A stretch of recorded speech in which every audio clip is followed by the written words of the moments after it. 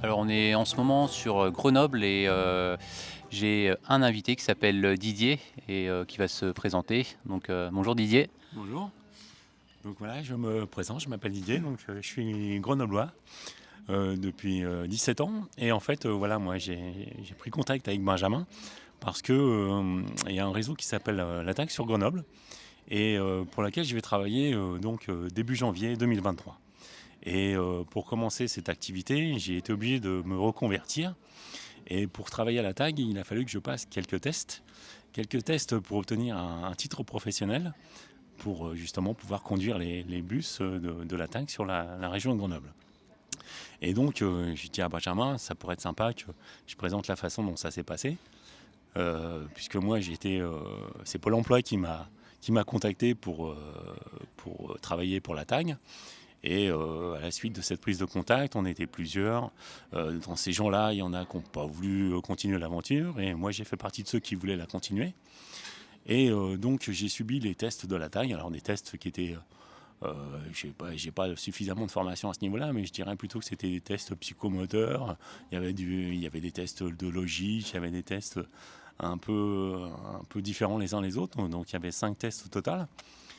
Plutôt 3 tests techniques et puis 2 entretiens. Un entretien avec une responsable du personnel et puis un autre avec un responsable de centre. Donc moi j'ai passé ces tests avec plus ou moins de succès, parce qu'on n'a pas franchement le résultat de ces tests-là. Mais objectivement, j'ai été sélectionné pour passer un stage de 3 mois pour obtenir ce fameux permis D. Et donc ce stage de 3 mois c'est très bien passé. Ça s'est passé à l'ECF de Saint-Égrève, avec une formatrice dont je vais donner le nom parce que je pense qu'elle sera contente si jamais elle entend ce podcast. Elle s'appelle Nadège et elle a été très performante parce qu'elle a réussi sur les 11 personnes qui étaient au sein de ce stage, elle a réussi à en faire passer 9 d'un seul coup sur toute la session complète. C'est-à-dire qu'ils ont eu carrément la phase 1, ils ont passé la phase 2 avec succès, ils ont eu leur permis avec succès, ils ont passé le code avec succès et donc tous ces gens-là ont pu avoir leur diplôme directement. Ça veut dire que sur les 9 ont eu le permis, c'est ça? Oui. Ah oui, d'accord. Oui, il y en a 9 D'accord. sur 11 qui ont eu le permis et qui D'accord. ont eu le titre du premier coup. D'accord, ouais, Et donc moi j'ai fait partie des phénomènes parce que j'ai raté la phase 1. Moi j'étais un peu malade, j'ai pas bien appréhendé le truc. J'ai raté la phase 1 que j'étais obligé de repasser il y a quelques temps. Et donc j'ai décroché ce titre professionnel avec un peu de retard sur les autres. Donc moi j'ai mes copains qui sont déjà arrivés à la TAG, Ouais. qui sont très contents d'être à la TAG. Et moi j'attends avec impatience de prendre ce poste à la TAG. Donc voilà. Et après, alors, comment ça s'est passé aussi à partir de quel moment tu t'es dit que ça peut être un métier qui peut t'intéresser parce que donc tu disais que tu étais tout petit déjà intéressé par la conduite et que tu pensais peut-être comment faire, enfin passer le cap pour être conducteur professionnel, notamment en poids lourd. Oui, alors pour redire un peu ce dont on a déjà parlé tous les deux, c'est pour vous mettre un peu dans la confidence, c'est que moi, bon, j'étais un peu plus jeune, j'avais 19 ans, je m'étais dit, je sais pas trop quoi faire de mes 10 doigts, j'étais pas trop top à l'école, donc mon papa m'a proposé, il m'a dit, si tu veux devenir conducteur routier, comme ça te plairait de le faire, bah, je te paye 3 leçons de conduite.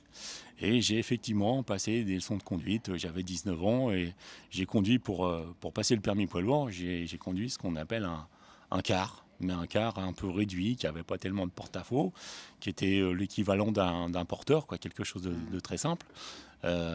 C'était plutôt facile à conduire, je vais dire ça aujourd'hui, mais je pense qu'à l'époque, ça devait être un peu compliqué pour moi, mais je dis qu'aujourd'hui, si je prends la même chose, ce En sera plus, il n'y très, avait pas de, très facile à conduire. il y avait pas de boîte auto déjà, et puis je pense que la direction devait être assez dure au niveau Alors, de. c'était même pire que ça, j'avais le double débrayage. Ah oui, ça aussi, ouais. J'avais le double débrayage, donc alors je parle d'un temps que les moins de 20 ans ne peuvent pas connaître Ouais, évidemment, c'est ça. mais bon, voilà, c'était déjà quelque chose que j'aimais bien, malgré que j'ai fait toute ma carrière dans un autre domaine totalement différent, Mhm. que je ne citerai pas en l'occurrence, mais c'est vrai qu'aujourd'hui c'est vraiment une reconversion et c'est vraiment quelque chose qui me plaît bien parce que comme j'ai dit à Benjamin il y a pas très très longtemps, j'ai dit bah écoute, tu sais, comme j'ai repassé ma phase 1. Il y a pas, c'était 15 jours après la fin des autres gars de la formation. Mais j'ai pas conduit le car pendant 15 jours. mais j'étais tellement heureux de reprendre le volant du car que je me suis dit, c'est vraiment le métier que je veux faire. Ouais. C'est évident, c'est vraiment très évident, quoi. Et pour les auditeurs qui nous écoutent, j'ai une question aussi qui, tu pourras peut-être nous répondre, c'est de savoir, est-ce que tu trouvais difficile, je veux dire, par rapport au véhicule, quel était ton ressenti quand tu as commencé justement à prendre en main l'autocar? Est-ce que c'était difficile? Est-ce que tu as trouvé que c'était, expliquer par exemple, maintenant, c'est vrai qu'avec les évolutions, notamment les boîtes auto, tout ça, est-ce que tu trouves que, par exemple, quel conseil tu donnerais peut-être à des personnes qui auraient peut-être un peu peur de passer le permis donc des transports en commun, alors qu'aujourd'hui, ils ont juste le permis B? Parce que souvent, ce qui fait peur, c'est justement le fait de passer d'une voiture, tout simplement, à un véhicule de grand gabarit. Est-ce que toi, t'avais pas cette appréhension justement de conduire un véhicule long et puis large, et c'est vrai qu'à certains endroits, notamment sur les routes de montagne, ça va être quand même assez technique. Donc peut-être avoir quelques anecdotes justement aussi peut-être sur ce qui t'est arrivé avec des formateurs, ça peut être sympa, je pense. Oui, oui. En fait, pour la première question, je veux dire que le gabarit du car n'est pas le plus impressionnant. C'est pas le gabarit, c'est pas la longueur, c'est pas la hauteur, c'est pas la largeur, c'est plutôt ce qu'on appelle le porte-à-faux. Le porte-à-faux entre la roue avant, on l'a 2 mètres derrière nous, quoi. Mais derrière le poste du conducteur, on a la roue arrière qui est... Et bon, c'est pas ce qu'on a dans tous les véhicules. Et dans les véhicules standards, même sur les camions. Aujourd'hui, les camions, les roues sont à la hauteur du conducteur. Mais là, le porte-à-faux à l'avant, il est exceptionnel. Et il y a la même chose à l'arrière. C'est-à-dire quand on prend un virage qui est plutôt serré, comme en montagne d'ailleurs, il faut qu'on vérifie si ça passe bien devant, mais si ça ne raccroche pas non plus derrière, parce qu'il y a aussi du porte-à-faux derrière. Et quand on passe dans des endroits exigus comme dans la montagne, c'est vraiment sympa. Alors, je reviens sur l'anecdote d'un des formateurs, parce que j'en ai parlé à Benjamin aussi, c'est de dire, voilà, on était dans une petite ville qui était un peu escarpée, où les routes étaient un peu justes avec le car. Et sur un virage à droite, le formateur me dit t'as touché le trottoir? Bah non, j'ai pas touché le trottoir. Si Didier, t'as touché le trottoir? Non, j'ai pas touché le trottoir.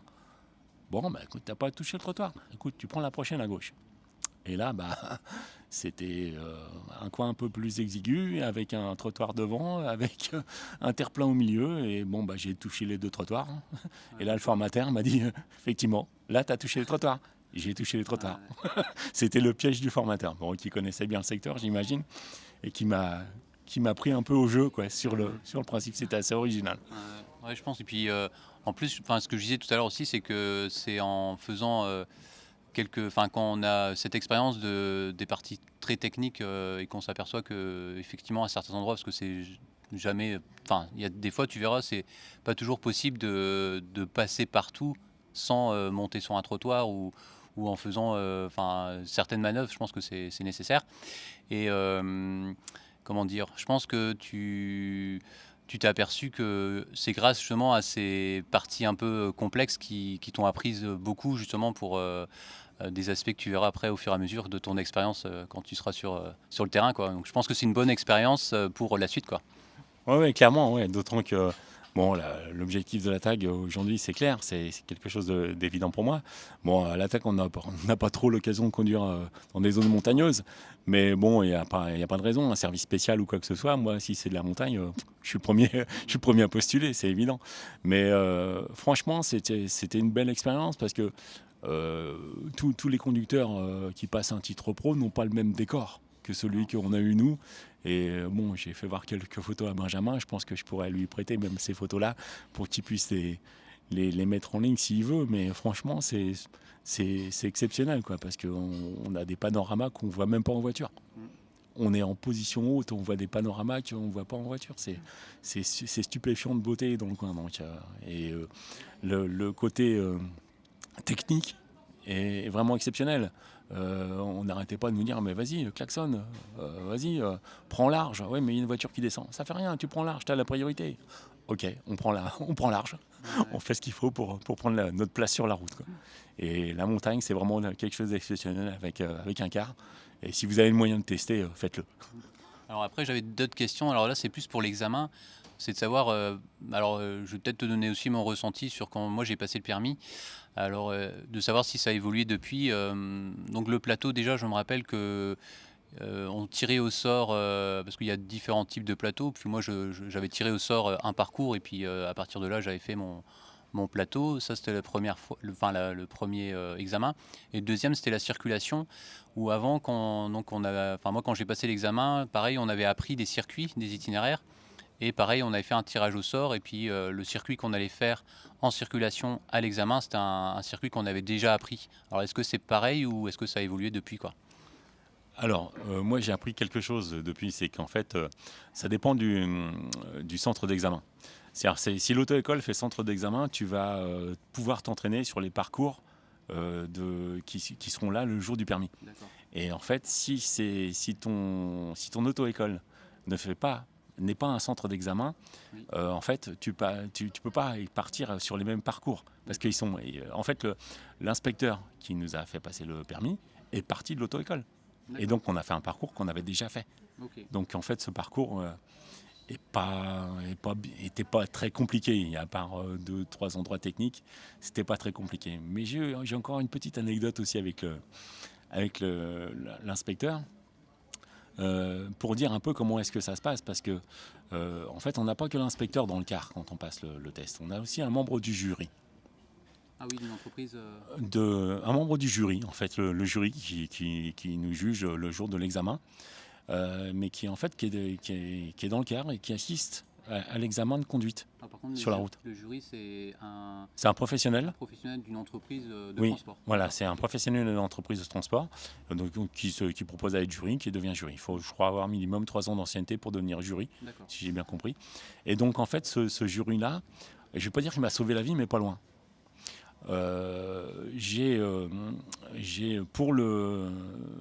Pour l'inspecteur, j'ai glissé un stop. Ah, pas attendu trop longtemps, c'est assez longtemps quoi. Voilà, Ah oui. j'ai glissé un stop. Et en fait, ce qui s'est passé, c'est que, de mémoire, hein, parce que je me souviens plus très bien, ça fait un peu, ça fait quelques temps maintenant, mais je me suis arrêté au stop, mais j'ai ravancé après pour juste poser et repartir. D'accord, oui. Et donc, en fait, l'inspecteur m'a dit, vous avez fait un stop glissé. Et le stop, c'est carrément éliminatoire. Ah ouais. Oula. C'est éliminatoire. Ceci étant, il m'a fait continuer la conduite. Et quand je suis arrivé, moi, il m'a dit, c'est bon. OK. Mais j'ai cru comprendre qu'il y avait eu un entretien une fois que j'étais descendu du car, parce qu'il m'a simplement dit que c'était bon une fois que lui était descendu du car. Je comprends. Et en fait, le jury débat quelques minutes avec l'inspecteur une fois qu'on est descendu du car.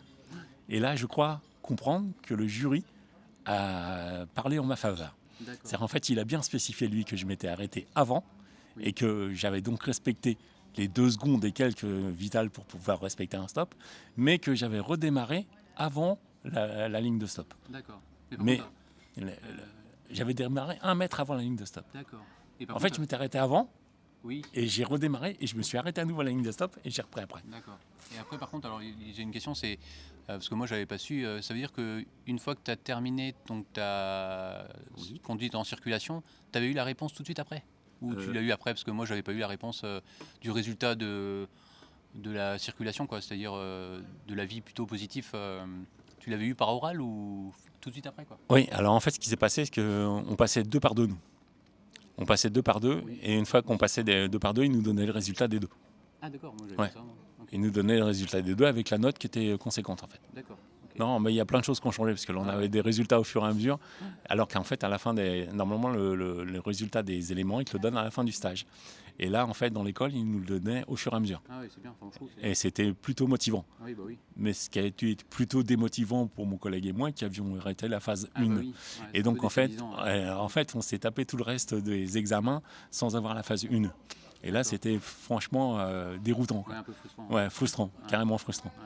Et quand tout le monde a réussi son examen, tous les gens sont partis avec le sourire aux lèvres. Alors que nous, on avait un sourire, mais qui était un peu plus jaune, parce qu'il fallait qu'on repasse la phase 1 quelques temps plus tard. Quoi. Mais par contre, ça veut dire aussi que tu as dû avoir quand même un certain soulagement quand il y a quelques jours, c'est ce que quand j'avais su que tu avais réussi ton plateau, Oui. tu avais quand même je pense, tu devais être sacrément soulagé justement une fois que tu savais que ton permis était en poche. Oui, bien sûr. Ouais. Ouais, c'est clair. Mais j'étais soulagé, mais je vais même aller plus loin. Je veux dire que mes collègues étaient très, très, très contents pour moi. Bah oui, c'est logique. Ouais, franchement, très, très content. J'ai ressenti ça de leur part. C'était vraiment sympa, quoi. Vraiment très sympa. Et après, alors là, c'est peut-être pour terminer peut-être ce podcast, j'aimerais avoir juste euh, comment, ton ressenti sur maintenant la période à venir, parce que là, donc, le permis, c'est une première étape, on va dire. Enfin, moi, j'appelle ça la première étape, et d'avoir ton ressenti sur le futur, donc de façon globale, en fait. Sur le métier, donc à l'aspect commercial, parce qu'aujourd'hui, il n'y a pas d'aspect commercial. Comment tu le vois, c'est-à-dire gérer la relation peut-être avec ses passagers, tout ce qui est billettique, tout ça, parce que c'est vrai que moi je me rends compte que aujourd'hui le métier de conducteur, c'est pas simplement conducteur, souvent on le dit même en échangeant avec plusieurs personnes, il y a l'aspect commercial qui est très important, donc relation avec les passagers, il y a la partie billettique où des fois il faut faire des calculs et puis rendre la monnaie, des choses comme ça. J'aimerais juste avoir ton ressenti sur cette partie-là. Est-ce que tu l'appréhendes ou est-ce que tu vois déjà ce que ça va donner et puis juste ton ressenti quoi. Oui, bah, en fait, pour la partie commerciale, pas de souci. Je suis un ancien commercial par fondement. Je suis plutôt bon en calcul, ça depuis très très longtemps aussi. Donc là, je pense que pour ce qui sera dans rendre la monnaie, il n'y a pas de souci non plus. Non, là où moi j'ai peut-être un peu plus de difficulté, c'est la conduite urbaine. C'est vraiment, je pense, l'attention qu'il faut avoir avec l'environnement. Tout le temps, tout le temps, tout le temps, tout le temps, tout le temps. Et moi, j'avais des formateurs qui nous disaient tout le temps rétro, rétro, rétro, rétro. Faut regarder dans les rétros. Faut regarder ce qu'il y a le plus près possible, quoi. Et et essayer d'avoir une vision 3D de l'ensemble, quoi. C'est dire voilà, qu'est-ce qui peut se passer là, qu'est-ce que va faire le piéton, qu'est-ce que va faire le cycliste, où est passé le vélo qui était là et que je vois plus dans mes rétros. Voilà, c'est tout cet environnement-là qui me fait peut-être un peu plus peur. Mais bon, j'ai une expérience de la route quand même un peu longue, donc je pense que j'aurai suffisamment de moyens d'appréhender ces choses-là. Mais ça me fait un peu peur quand même. J'ai un peu peur de tout ça. Alors moi, juste peut-être pour te rassurer, je trouve que ça viendra de façon progressive, c'est-à-dire que après, je ne sais pas comment ça va se passer au niveau d'organisation, mais je sais que moi, quand j'étais à l'époque à l'exploitation, j'essayais de faire en sorte justement que les nouveaux conducteurs qui venaient d'avoir le permis, ils commencent progressivement, c'est-à-dire, alors là, c'était pas en urbain, c'était en interurbain, mais qui commencent à faire des petits services. D'abord, par exemple, uniquement des services scolaires, où il n'y a pas de billetterie en général. Après, un peu de correspondance où il y a beaucoup moins de billetterie. Et après, progressivement, de faire des lignes. Mais enfin voilà, si ça peut te rassurer, je pense que on est tous pareils, ça viendra progressivement. Et puis que après, il y a certaines choses, ça va devenir des automatismes. C'est un peu comme quand tu conduis, hein, tu apprends notamment à gérer ton embrayage. Donc là, c'est en voiture. Au début, tu dis oh là, c'est compliqué de gérer avec les pédales. Et puis après, aujourd'hui, tu te rends compte que je pense que c'est un automatisme. Donc si ça peut te rassurer, voilà, je pense que ça viendra progressivement. Et puis en tout cas, je te souhaite une bonne réussite pour ton projet. Et puis ça me fait plaisir en tout cas de m'avoir sollicité parce que voilà, tu m'as invité pour discuter, échanger. Ça me fait super plaisir quoi. Ouais, bah écoute, le plaisir est partagé, c'est clair, parce que moi j'avais vraiment l'ambition de dire ce qui s'était passé pour moi, pour devenir justement conducteur. Et j'espère qu'il y a plein de gens qui vont se sentir concernés par ça. Et je dis pour ceux qui hésitent encore, parce qu'il y en a peut-être qui sont derrière leur PC, là, derrière leur écran, puis qui se disent, ou derrière leur téléphone, mais pourquoi est-ce que je tenterais pas l'aventure ? Réfléchis pas, gars, vas-y. Ouais, fonce. Ouais. Bon, merci Didier. Et puis voilà, je te souhaite en tout cas une bonne réussite à fond au volant du car, du bus. Voilà. Merci Benjamin. Allez, ciao à tous, à bientôt. Au revoir.